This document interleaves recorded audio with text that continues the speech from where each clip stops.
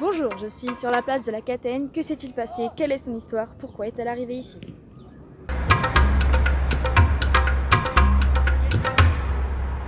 Monsieur! Monsieur! Monsieur, s'il vous plaît! Oui? Bonjour. Mais qu'est-ce qui s'est passé sur l'âge des conteneurs? Oui, vous demandez à la bonne personne vu que je suis influenceur à vrai.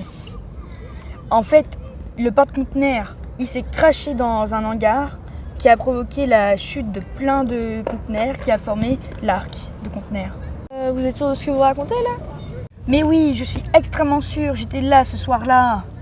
Moi qui ai travaillé sur le port, ça me semble un peu étrange, mais pour ne pas y croire, parce que on voit qu'il y a une proue de navire qui s'est encastrée dans le hangar, alors pourquoi pas, à la vitesse de l'encastrement, pourquoi pas ce serait pas à retrouver là. Il est là, hein. Par contre, les retrouver attachés, c'est assez particulier, c'est vrai.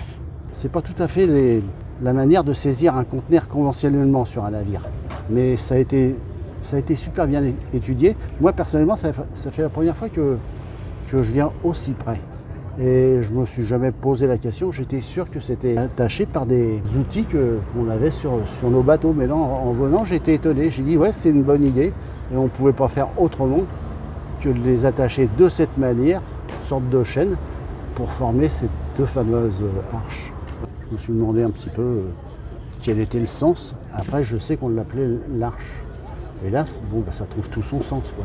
Moi, j'ai travaillé une bonne partie de ma carrière dans les conteneurs. Et c'est vrai que ça fait partie du Havre. C'est l'identité du Havre, comme tous les ports modernes d'ailleurs depuis les années 70. L'artiste Vincent Ganivet défie les lois de la gravité avec son œuvre de conteneur pesant au total près de 288 tonnes et mesurant 28,5 mètres de haut. Cette œuvre, je la trouve gigantesque et imposante.